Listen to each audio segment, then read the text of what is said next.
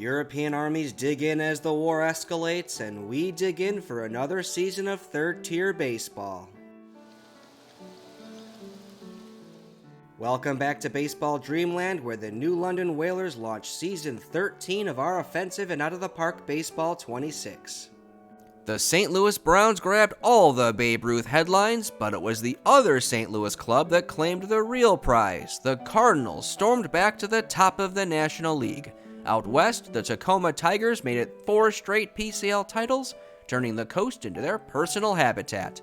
San Francisco reclaimed the Cuban League crown with another powerhouse season, and the Roosevelt Cup finished in true chaos. The Toledo Mudhens erupted in the finals and lifted the trophy after a run no one bothered to predict. For the Whalers, 1914 was peak New London. Elite pitching, airtight defense, and one perfectly mistimed stumble that kept us trapped in Class A again. Dick Whitworth arrived like a comet, Lefty Webb hit a new gear, and 42-year-old Stoney McGlynn refused to age on schedule. We clawed into the round robin only to slip on Kansas City and watch Jacksonville slam the promotion door. Then came the off-season shakeup. Goodbye to Chappie Snodgrass, and with it the realization that 4 straight years in Class A is starting to feel less like a wait and more like a warning. Atlanta and Columbus blew the doors off the second tier, and the assault on the National League and Challenge number 1 is officially underway. Challenge number 2 remains extremely dead, and Toledo made sure of it again just to be polite. Our mission hasn't changed: escape Class A and maybe, just maybe, steal a Roosevelt Cup on the way up. But the path is narrower now. With the Federal League settling in upstairs, even 2 straight promotions might not be enough to stop the National League trophy from being stolen. Our pyramid now boasts 338 clubs across 43 leagues and 7 tiers packed to the rafters. The second tier has settled into its new permanent shape, with both leagues relegating 2 clubs a season to keep balance with Class A. Below that, Classes A through C return to normal, the promotion stampede is over, the playoff experiments are gone, the only way up is the old-fashioned one: finish first or stay home. Class D tightens the screws as well, now relegating 2 clubs per league to feed a freshly expanded set of 16 Class E circuits. The chaos hasn't disappeared, just reorganized itself. Our pyramid is fully settled into its new shape, for now anyway. Like last season, there's a lot of green that represents all the promotions to backfill the flow of teams into the Federal League, which is now effectively the Eastern Conference of the second tier. New teams flowed naturally into Classes A and B, so Class C needed another major reset. Cleveland becomes the Indians, a branding choice they'll need about 100 years to undo. Shreveport goes with Gassers, which feels a little too on the nose for a world currently learning about chemical warfare. Terre Haute calls itself the Highlanders despite having no hills, and Lynn goes with Pirates, boldly representing a town whose closest brush with piracy is overdue library books. Classes D and E now house 186 clubs, and the 7th tier only have 6 open spots remaining. Class E adds another wave of fresh faces, and this batch comes in hot. Chambersburg, Gettysburg, and Hagerstown show up together like they accidentally scheduled baseball practice during a battlefield tour.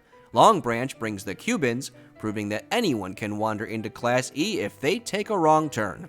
Fitchburg arrives as the Burgers, finally a team named after the thing you eat when watching better baseball, and Frankfurt debuts the Old Tailors, a club that already sounds like it needs to sit down and catch its breath. A few rebrands shake up Class E. Cleveland dusts off the Spiders, bravely risking a name with a historic winning percentage best described as structurally unsound. Muscatine becomes the Muskies, finally giving Class A a team that sounds like it was named during a fishing trip. Tulsa rolls out the Producers, which feels more like a Chamber of Commerce luncheon than the ball club, and Chicago adopts the Black Sox, a perfectly normal choice here in 1915, though you can't shake the sense that history is quietly clearing its throat. The Cuban League is holding steady, but out west we finally get some movement as the Salt Lake City Bees and Great Falls Electrics join the Class D California League. Their big idea for 1915? A 10-team league, a format so unusual that the only reasonable response is, well, You can't do that! Our league is mostly familiar faces, with one awkward exception. The new Bedford Whalers are still here, still sharing our name and already doing their part to give it all the wrong kind of reputation. The Boston Red Sox and Lowell Tigers are gone, replaced by an old nemesis in the Syracuse Stars. The true newcomers are the Philadelphia Quaker Giants, not to be confused with Philadelphia's other Giants. These ones rocketed upward with 3 promotions in the last 4 seasons. We're used to chasing the International League mainstays. This year, we're the ones wearing the target. Owner John Shea was satisfied with a round-robin appearance, so the budget holds steady, which quietly means we lost ground to the other clubs around us. On paper, his expectations remain modest, finish above 500, but behind the scenes, Shea is pushing for stability, professionalism, and a direction that feels sustainable. Letting Chappie Snodgrass go wasn't just a personnel move, it was the first step in an owner starting to think about what his club represents, not just where it finishes. The 1915 draft arrives with just 840 players, and while our budget held steady, our lottery odds shrank to a feeble 0.75%. With a smaller rookie pool and a wave of expansion clubs, every team gets only 1 pick this year. I'm still grateful the lottery gods handed us a top 10 pick last season, a rare moment of celestial kindness. Would it be too much to ask for a second miracle? It's not a top 10 pick, but picking 59th is still hard to complain about. We should land an upgrade somewhere. The Detroit Tigers, fresh off 2 straight relegations, at least get a consolation prize with the number 1 pick, and the Chicago Cubs are picking second, because apparently they needed even more advantages in life. The real good news, look who's not on this screen. No top 60 picks for the National League invading Atlanta Crackers or Columbus Senators. If we're stuck in Class A another year, at least our future tormentors aren't getting any stronger. The Detroit Tigers open the draft by selecting infielder Rogers Hornsby first overall, and that is how you slam the brakes on a 2-year relegation slide. Hornsby isn't just a good pick, he's a generational hitter, the kind of bat that rewires franchise trajectories and casually rewrites record books. Detroit may be stuck in Class A for the moment, but with Hornsby in the pipeline, it's going to be a very short wait. At number 2, the Chicago Cubs grabbed George Sisler because apparently Ed Kenichi wasn't a good enough first baseman. Great Falls opens its franchise history by selecting Oscar Charleston, a cornerstone right out of the gate. Memphis follows by adding two-way force Bullet Rogan, aiming to build their own version of the Ruth problem. Springfield adds slugger Ken Williams, Baton Rouge selects catcher Bob O'Farrell, and the Harrisburg Senators take outfielder Ben Paschal. With pick 59, we added 15-year-old outfielder Mike Burke because apparently child labor laws haven't reached the pyramid yet. He's penciled in as our opening day right fielder and should eventually carve out a real role in the lineup. The defense looks elite, though OSA insists we're hallucinating, so I'm not getting attached to that rating just yet. But the bat is promising. He's got an entire career and then some ahead of him. For the second straight season, our International League rivals didn't sign anyone particularly frightening. Merlin Kopp, Harry Weaver, and Rube Parnham all landed on contenders and will probably be a mild thorn in our side. The Philadelphia Phillies, meanwhile, looked several years into the future by signing Anthony Mahoney. Overall, nothing here meaningfully shifts the balance of power in our league. Everyone was extended for this season except the power-hungry Chappie Snodgrass, leaving us with a vacancy at the most important spot on the staff. Whoever replaces him needs the right development chops, genuine rapport with our players, and enough cohesion with the rest of the staff to avoid lighting the clubhouse on fire. That man is 58-year-old Charlie Baker, who sounds less like a manager and more like a military code you'd shout into a field radio right before things explode. He managed against us last season with the Lowell Grays, the same Lowell Grays who refused to sign a catcher and then blamed the manager when everything collapsed. Before coaching, Baker played 15 games for the Chicago White Stockings back in 1884. His development grades are strong, though he's not the type to turn rags into riches with mechanical wizardry. The good news is his relationships with both players and the staff are solid. The only downer, he also favors stealing. I cannot wait to see how many times Miller Huggins gets thrown out this season. Outfielder George Townsend has been traded to the Kansas City Cowboys. After a stellar 4-WAR rookie season in Class B, he regressed and found himself crowded out of our outfield rotation. The arrival of Mike Burke made him even more expendable, so off he goes. Arriving from Kansas City is 28-year-old infielder Jay Summers. With Hugh McCallum retiring, we need a utility man who can play the left side of the infield without bursting into flames. Summers has no third base experience, but he's got the arm. He spent 2 seasons with the Cowboys and logged 2.5 WAR in part-time duty. One issue? Nobody seems to know what the J stands for. I refuse to refer to a grown man like he's an algebra variable. Let's call him Jasper! Welcome to the club, Jasper. A few months later, we made another trade with Kansas City. This time, it's second baseman Cliff Yockey heading out. We have a lot of second basemen, and Yockey never took the field for us, so see ya! 27-year-old catcher Oscar Palmer arrives to compete for the backup job and give us some much-needed injury insurance. Palmer spent 2 seasons with the Cowboys and managed just 12 plate appearances, which is less a workload and more a cameo. He's still raw behind the plate and needs real reps, but once he gets them, he should be perfectly serviceable, the kind of steady backup who keeps the whole operation from collapsing if Hank Gowdy tweaks something. New manager Charlie Baker keeps this unit operating smoothly, building strong ties with the core players and leaning on steady support from our 2 captains. Any would-be agitators remain safely parked on the reserve roster. No clubhouse cancers allowed. On the field, the approach shifts only slightly this season, dialing back the stolen base attempts and trading a bit of chaos for control. The Boston Braves narrowly missed the round robin last season and are very clearly running it back. Outfielder Johnny Bates and co-aces Ben Hunt and Bob Shockey each posted 7 WAR, forming a core that remains one of the league's most dangerous. They're tough, experienced, and very much in our way. The Cuban Giants rebounded hard after a rough 1913, matching Boston thanks to 8 WAR from Eddie Collins, 7 from Duffy Lewis, and 6 from Sherry Smith. They also did get negative .2 WAR from former Whaler great Harry Noyes, which we're choosing to view as poetic balance. Their core is still entering its prime, and that's the worrying part. Jersey City slipped into 5th last season, but remains dangerous as long as Mickey Doolin and Moose McCormick keep producing. Doolin is now up to 110 career WAR, which feels borderline irresponsible, and Byron Houck and Eddie Stack still anchor a very real pitching staff. And then there's New Bedford. The other Whalers return with a roster short on star power and shorter on expectations. No player above 2 stars, no clear path forward, just a team that makes the shared name feel heavier every time it shows up in the standings. For New London, this is the year promotion has to happen. Not because we want it, but because the clock is getting louder. Rube Foster and Miller Huggins aren't getting any younger, and with the assault on the National League looming, waiting around isn't an option.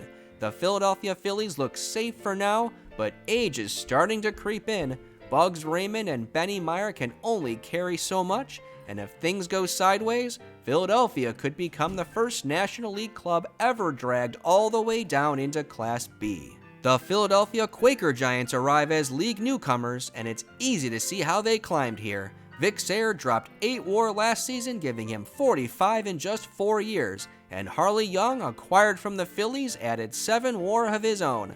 The question is whether the rest of the roster can keep pace. Meanwhile, the Syracuse Stars slide over from the American Association and immediately look like the class of the league. We've seen them before and know exactly what they bring. Vin Campbell was a force with 10 WAR last season, pushing his career total to 73 in 7 seasons. Al Schacht adds a new wrinkle to an already dangerous pitching staff. We'll get our first close look at him on opening day. Here we go again. The New London Whalers enter 1915 with optimism that's quietly curdled into desperation. Second place safety nets are gone. The National League Challenge feels fragile, and even our brand is under review. That makes opening day against Syracuse at home absolutely critical. Dick Whitworth gets the ball, tasked with setting the tone, not just for a season, but for what kind of club this still is. In the 5th, Dick Whitworth runs one into Vin Campbell, who launches it over the center field wall. Syracuse jumps ahead 4-1 and never gives it back on opening day. Not the start we were hoping for in 1915. Vin Campbell, fresh off a 20-homer season, wastes no time getting on the board. Hank Gowdy reached base 3 times to help New London claw back to within 1. It's too little, too late. Around the league, Sherry Smith powered the Cuban Giants to a 7-2 win in Boston. Jersey City survived a late Phillies rally for a 7-4 victory, while Harley Young and the Philadelphia Quaker Giants opened Class A by allowing just 1 run against the New Bedford Imposter Whalers, a result that feels more like a Class B tune-up than a true debut test. Joseph Cavanaugh lines one off lefty Webb into the left field corner, bringing home Joe Stanley. Philadelphia steals a 4-3 win and leaves New London shaking our heads. The loss drops us to 8-11, 6 games behind a streaking Jersey City Skeeters club. Just 19 games in, the mindset has already shifted. There are 2 consolations. New Bedford sits last at 4-13, and in the National League, Columbus and Atlanta are tied for the second relegation spot. On the field, Hank Gowdy carried the offense with an 843 OPS and 155 WRC+, while Warren Barenkamp was lights out from the bullpen, grabbing 4 wins with a 1.23 ERA. Still, the big picture isn't encouraging. We've been outscored 81-64. Bases loaded for Boston. Red Doohan lifts Warren Barenkamp's pitch to center field. It's caught, but plenty deep to score Roy Thomas, giving the Braves a walk-off win. An unacceptable 12-17 May drops us to 20-28 on the season, a staggering 13.5 games behind Jersey City. It's June 1st, and realistically, promotion is already off the table. Worse, we're flirting with relegation with the Imposter Whalers lurking below us. On paper, the -4 run differential says we're not quite as bad as the record, but it's nowhere near promotion worthy either. Mike Burke did impress with an 808 OPS, and Rube Foster went 4-1 with a 1.72 ERA, yet none of it is translating into wins. And with both Whalers continuing to lose, the name is feeling heavier by the day. Cozy Dolan lifts a single down the right field line off Byron Houck, scoring Hank Perry and giving us a 4-1 lead and a badly needed win. The win helps us gain another game on Jersey City and pushes us above 500 for the first time all season. We picked up 19 wins in June and pulled to within 10 games of the Skeeters, a comeback that's still far-fetched, no longer impossible. New Bedford remains far adrift. Their struggles are starting to bleed into fan sentiment around New London. In the field, Hank Gowdy and Miller Huggins both posted OPS marks in the high 800s. Jimmy Smith is making a real push for more playing time, and Dick Whitworth dominated the month at 6-0 with a 2.20 ERA. This is the version of the club we've been wanting to see. In the 13th inning at New Bedford, Thomas Miller punches a single through the drawn-in infield, Huggins and Perry score, and New London escapes with a 10-7 win. Momentarily shaking the stain attached to the Whalers' name is never a bad thing, but it caps a 14-12 July that gains us no ground on Jersey City. With 37 games to play, the Cuban Giants are the only club standing between the Skeeters and the Federal League. New Bedford remains firmly adrift, and the separation is becoming unmistakable. Miller Huggins posted an 822 OPS, and Dick Whitworth added 5 more wins with a 1.88 ERA. With another season in Class A looking inevitable, it's time to get the youngsters more playing time. The one bright spot upstairs, Atlanta and Columbus are both stuck in the National League relegation zone. With New London mounting a last gasp rally, the Philadelphia Quaker Giants turn a crisp 4-6-3 double play off Joe Williams, slamming the door on a 6-1 loss. August closes with an impressive 19-8 record. Jersey City maintains a 3.5 game lead over the Cuban Giants for first with just 10 games remaining. New Bedford is simply playing out the string in Class A. Their relegation is now official. On the field, Jimmy Smith made the most of his opportunities with a 755 OPS, while lefty Webb was outstanding, collecting 5 wins with a 1.40 ERA over the month. But even with the results finally turning our way, wins are coming faster than forgiveness. With the Cuban Giants ahead, Duffy Lewis drives Marty McHale's pitch off the left field wall, bringing home Jack Thoney. The regular season ends with a 6-2 loss. The Jersey City Skeeters finally break through, earning promotion to the second tier after 5 seasons in Class A. Mickey Doolin led the league with 8.4 batter WAR and now tops all active position players with 118 career WAR. Our New London Whalers finished a distant third with 77 wins. The slow start proved too deep a hole to escape. And then there's New Bedford. Those Whalers lost 94 games, lingering long enough to redefine what the name itself came to represent, a perception that didn't stop at the standings, which brings us to a decision made above the field and above the front office. Owner John Shea has decided that if this club is moving forward, it won't be doing so under a name that no longer carries its weight. In Boston, Ben Hunt led the International League in pitcher WAR for the 3rd straight season as the Braves settled into 4th. We finished 5th in the International League with 578 runs scored and 2nd with 509 runs allowed, giving us a nice run differential for the season. Our pitching staff led the league with a 2.88 ERA, but that was the lone top ranking, as a slight step back defensively ended up costing us a lot of runs compared to 1914. Lou Litchie and Hank Gowdy led the lineup with 5+ WAR apiece. Litchie paced the club in doubles and strikeouts while anchoring the defense, even during an extended stint at third base. Gowdy topped the team with 14 triples and delivered elite production from a premium position. Joe Williams, Hank Perry, and Miller Huggins each added around 4 WAR, while Billy Menges chipped in 3. Rookie Mike Burke managed just 1 WAR, despite swinging a promising bat. On the mound, Dick Whitworth's sophomore season didn't quite match his rookie breakout, but it was still excellent. 6 WAR, a team-leading 17 wins, 305 innings, and 131 strikeouts. Rube Foster added another steady 4 WAR, while lefty Webb and Stoney McGlynn made solid contributions as well. Out of the bullpen, Warren Barenkamp was outstanding, piling up 15 wins and 18 saves. The Chicago Cubs win 89 games and claim their 8th National League title in 12 seasons, led by shortstop Joe Tinker. Brooklyn rose to 2nd place and finished just 6 games back. The National League gates briefly swung open for newcomers, but the Columbus Senators and Atlanta Crackers were quickly ushered back to the 2nd tier, even with Walter Johnson leading the league in pitcher WAR. The Cincinnati Reds edge out Bullet Rogan and the Memphis Chickasaws by 1 game to earn promotion back to the National League, their first return since 1911. Babe Ruth, Hippo Vaughn, and the St. Louis Browns remain stuck in neutral. At the bottom, the Jacksonville Tarpons and Shreveport Gassers finished with 81 and 83 losses, sending both straight back to Class A after just 1 season.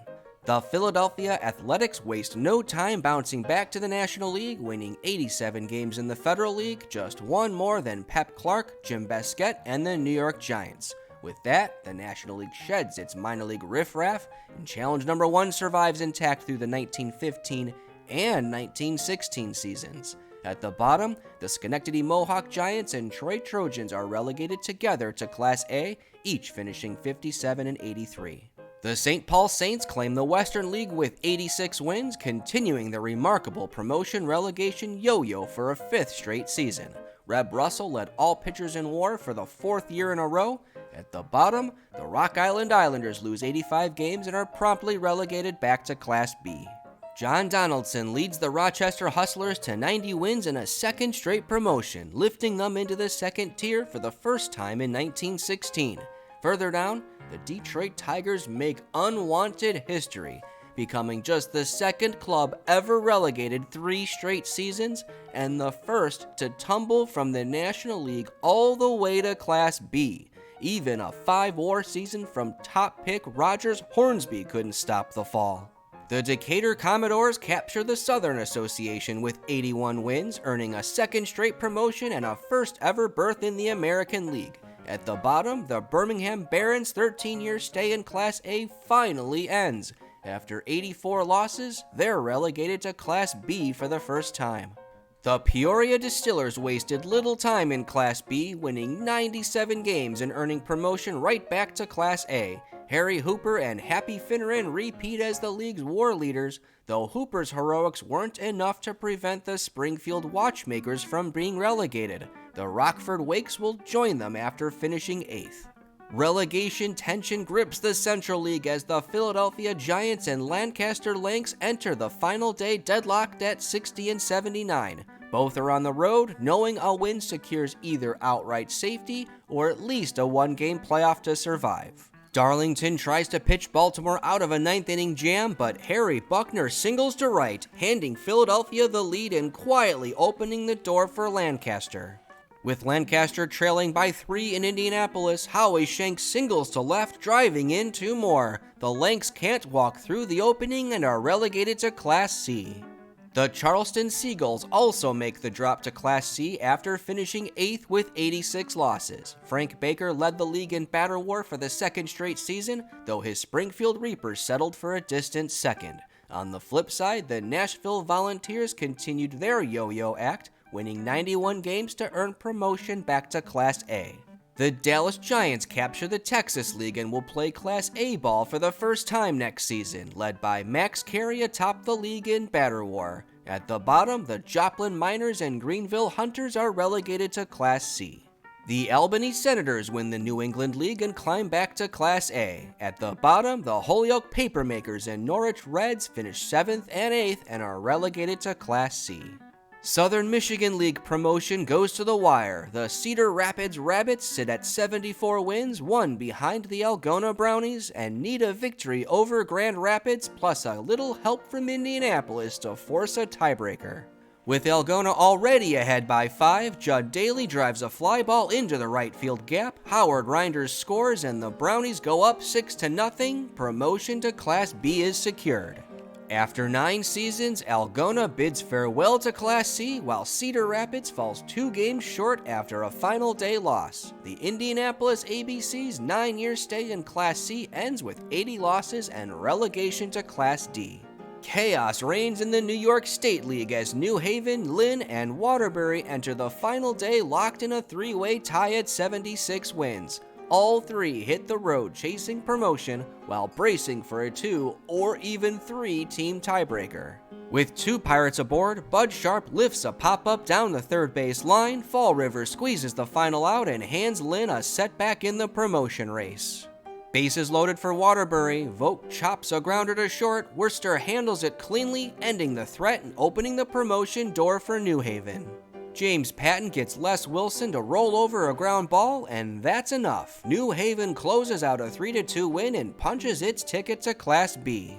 The New Haven Merlins make it 2 straight promotions. Lynn and Waterbury fall short and will try again in Class C in 1916. Despite featuring the league's top hitter and pitcher, Amsterdam Gloversville Johnstown finishes a disappointing 5th. At the bottom, the Worcester Busters are relegated to Class D after 82 losses. Relegation in the Virginia League goes down to the wire. The Harrisburg Senators sit at 59 wins, needing 1 more to guarantee safety. The York White Roses trail by 1, needing a win and help from their sworn enemies, the Lancaster Red Roses, just to force a 1-game tiebreaker. Leading by 5, Tom Mooney gets Doc Seuss to pop out to first. No rhymes, no surprises. The White Roses hold up their end of the bargain. Joe McCarthy steps in for Harrisburg and launches a home run over the right field fence. The blast gives the Senators a 3-run cushion and secures their safety. Despite a final day win, the York White Roses drop to Class D after 81 losses. At the top, the Norfolk Tars win 85 games and earn promotion to Class B, outlasting Art Devlin and Bill Lindsay, who power Newark to a 2nd place finish.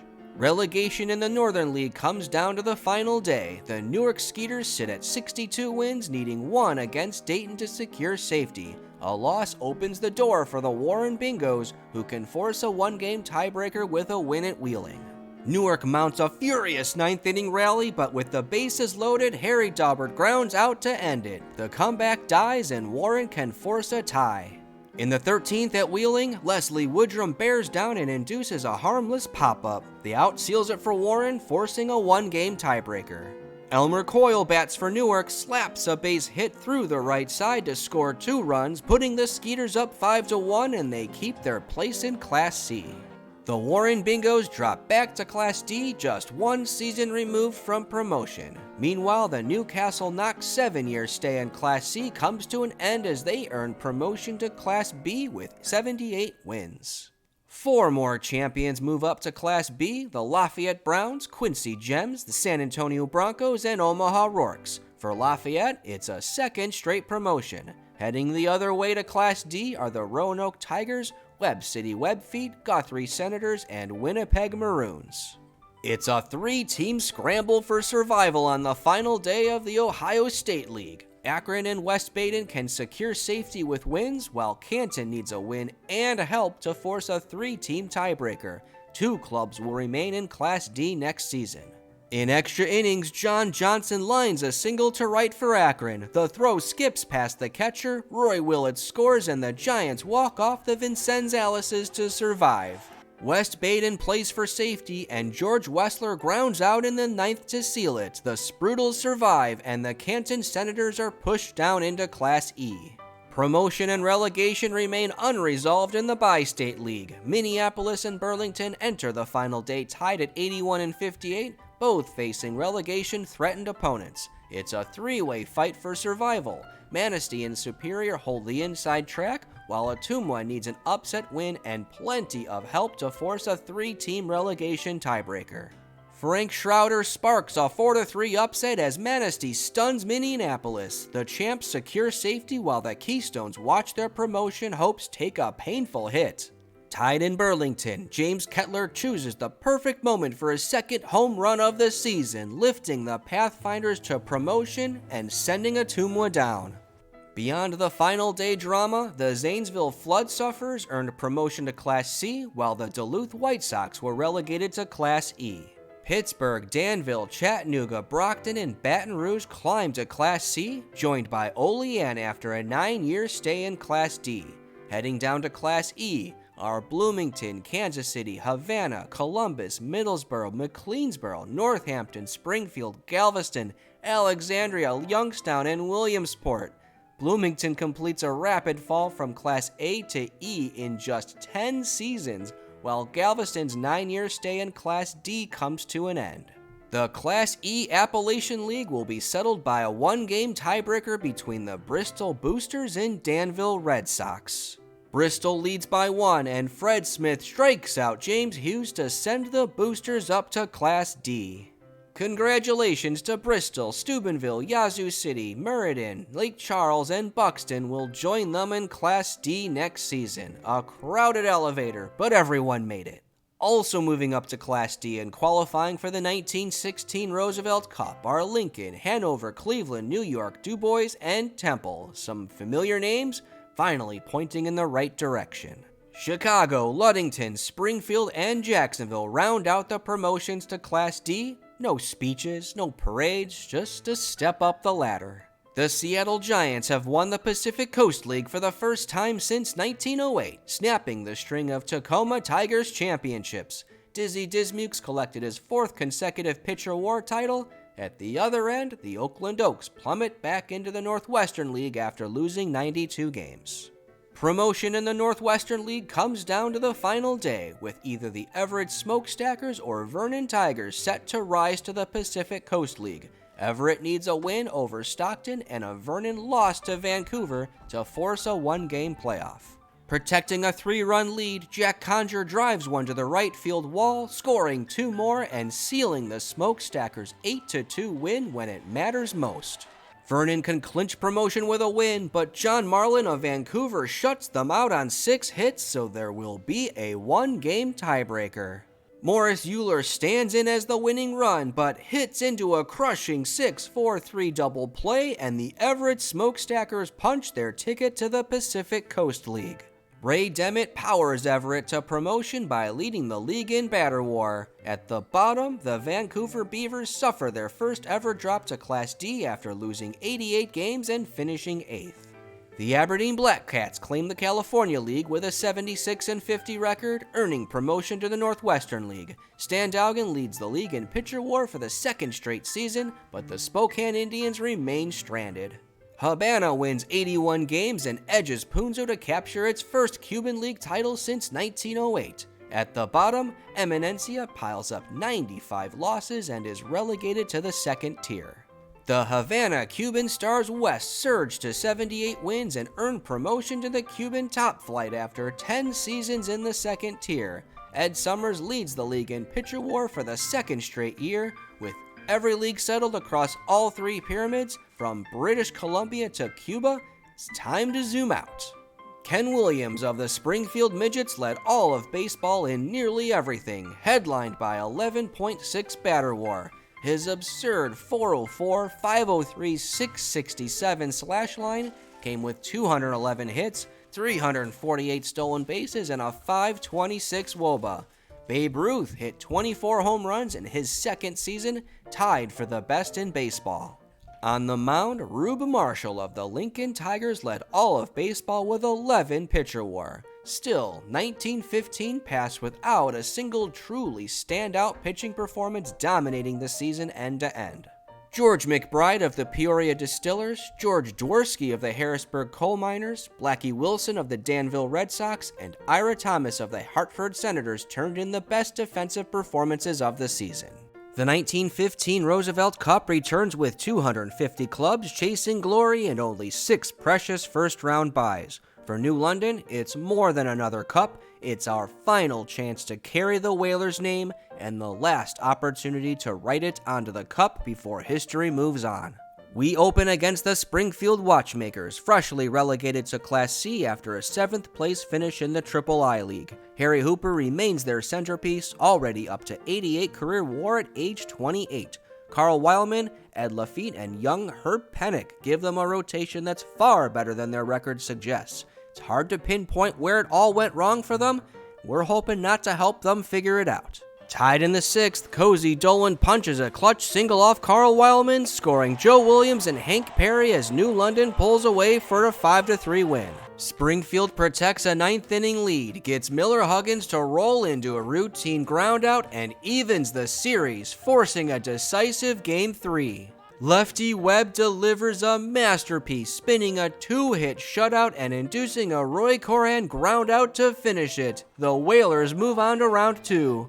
Springfield put up a strong fight, but the Whalers ultimately move on. Miller Huggins reached base 7 times, yet this series belonged to Lefty Webb, who carried New London into the second round. Unfortunately, Hank Perry won't be joining us there, sidelined by a strained back. In our 13th Roosevelt Cup appearance, we finally draw National League opposition. The Cleveland Indians, newly rebranded from the Naps, have lived in the top flight since 1906, finishing second 3 times and 5th this year.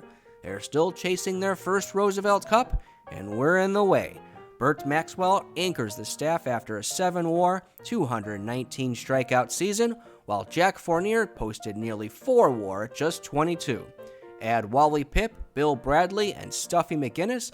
This is easily the stiffest test we've faced, and perhaps the last under this name. Not so fast. Clinging to a 5-4 9th inning lead, Warren Barenkamp gets Jack Fournier to roll over a groundout, sealing Game 1 for the Whalers. Tied in the 10th inning, Harry Bay shoots a single through the middle off Jesse Runzer, scoring Bill Bradley and squaring the series at 1 game apiece. Miller Huggins bats in the 8th, squeezes a ground ball through the right side of the infield, and gives New London a 6-1 lead. Now Lefty Webb looks to end it. Harry Bay lines one up the middle. Lou Litchie snares it and steps on second for a series-ending double play. At the very moment the Whalers' name is being phased out, it delivers the loudest Roosevelt Cup statement yet. Lefty Webb allowed just 1 run, while Miller Huggins and Joe Williams reached base 7 times apiece.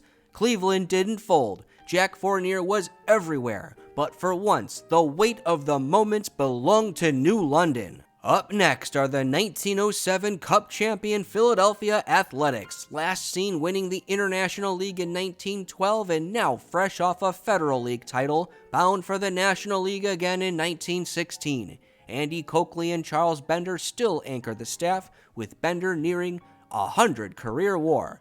Two-way force Pete Schneider delivered 7 batter WAR and 5 pitcher WAR.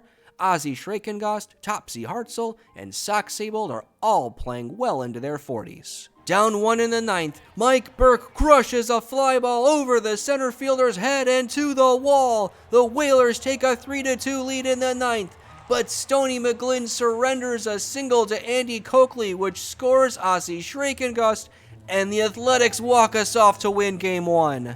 With the bases loaded in the 6th, Pete Schneider lines a single to center off Chick Smith, driving in 2 more as Philadelphia opens a 6-1 lead and pulls away.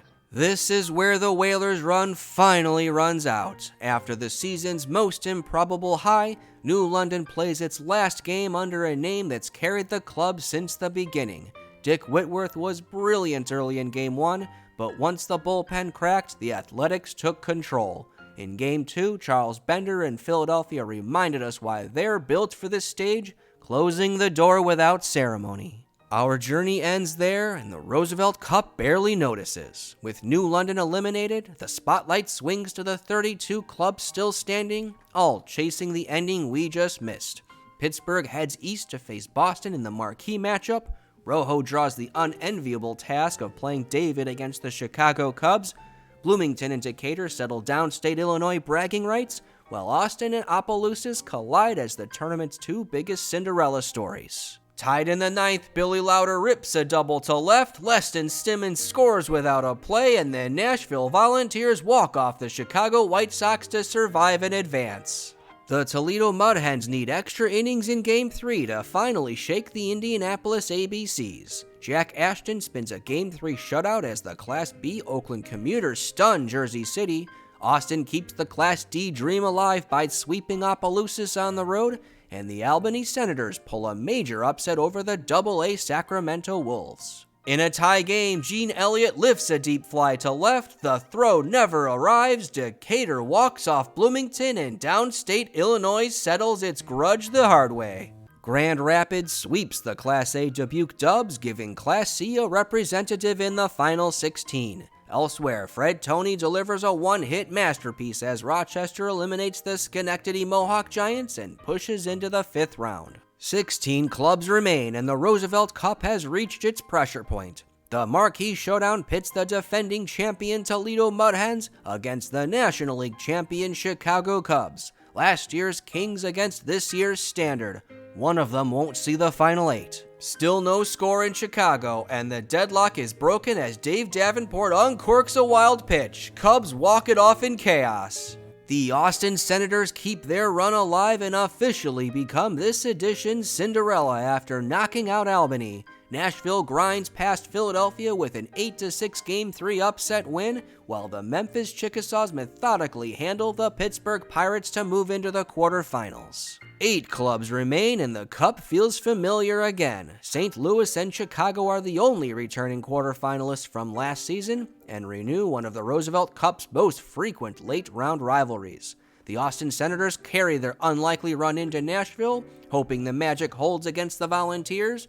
Federal League rivals Troy and Providence cross paths yet again, and Challenge number 2 Slayers look for another trophy. At the other end, the Memphis Chickasaws and Rochester Hustlers meet in a 4th matchup.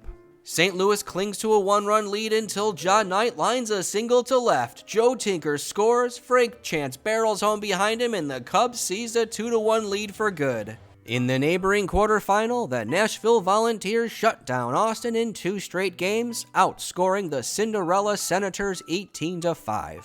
Scoreless into the 11th, Bill Hunter drives Pat Page's pitch to the wall. Jimmy Long tears around from first and slides home with the walk-off winner for the Rochester Hustlers. In the last quarterfinal, Carl Mays fires a 5-hit shutout, powering the Providence Grays past the Troy Trojans and into the semifinals. 4 clubs remain, and Roosevelt Cup glory is finally within reach. The Chicago Cubs sit 4 wins from a third double, but Ross Young's and the Nashville Volunteers stand in the way. On the other side, Carl Mays and Sherry McGee have the Providence Grays rolling as they collide with John Donaldson and the Rochester Hustlers. Chicago carries a slim lead in the 9th. Gordon Hickman induces a ground out from John Leary to finish his complete game, and the Cubs are back in the final. Gene Paulette bats with Providence down 1, chops a grounder to third, handled cleanly, and the Rochester Hustlers reach their first Roosevelt Cup final. Both series result in sweeps, but all 4 games were very close. John Donaldson and Fred Toney carried Rochester. The Cubs came from 4 runs down to steal Game 1 and followed it up with a rare pitcher's duel in Game 2. And our final is set. It's Chicago versus Rochester. The Cubs keep winning with an unspectacular rotation propped up by elite bats and gloves. Joe Tinker remains the National League's War King at 35, backed by Frank Chance, Buck Weaver, and Jay Kirk, cornerstone pieces everywhere. Rochester counters with something simpler and far more volatile. John Donaldson's 9-WAR arm and Fred Toney's 8-WAR season. There's no batting lineup comparison here, but the Hustlers just need lightning to strike twice. Chicago's route has been demanding but controlled. After a brief stumble against Kansas City, the Cubs pushed back the defending champion Toledo Mudhens, old National League rival St. Louis, and a tough road test in Nashville. Now they head back on the road again, into Rochester, where the Hustlers' entire Cup run has unfolded at home. Rochester's eliminated Schenectady, Memphis, and Providence, all second-tier clubs, a promising sign for their future in that league. But this is different. For the first time, they face the top of the pyramid. Everything so far was survival. This is a referendum on whether they truly belong. So much for the idea the Cubs can't pitch. Fred Beebe forces Jimmy Long into a routine ground out, sealing a 5-hit shutout and giving Chicago a dominant Game 1 win. John Donaldson does his part, striking out Danny Moeller to end Game 2 and holding the Cubs to 1 run. Time for a deciding Game 3. 1 out from glory, Gordon Hickman paints the corner and freezes ballplayer Davis for strike 3. Just like that, the Chicago Cubs reclaim the Roosevelt Cup. The underappreciated Cubs pitching staff allowed just 3 runs in 3 games to a Rochester ball club that performed admirably. Massive kudos to pitchers Fred Beebe and Gordon Hickman. John Donaldson proved he's one of baseball's best pitchers, but unfortunately for the Hustlers, they only have 1 copy of him. The Chicago Cubs have won the National League and the Roosevelt Cup in the same season 3 separate times, something no other club has ever pulled off. In fact, only the Pittsburgh Pirates and Philadelphia Athletics have even won both titles at all during the Pyramid's 13-year existence. What the Cubs have done is pure dominance.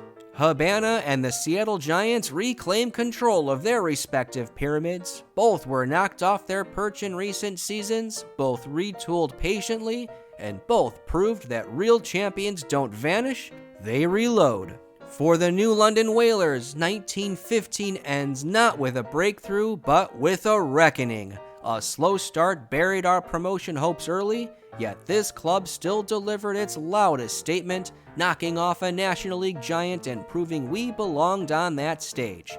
But as New Bedford turned the Whalers' name into shorthand for failures, the weight followed us everywhere.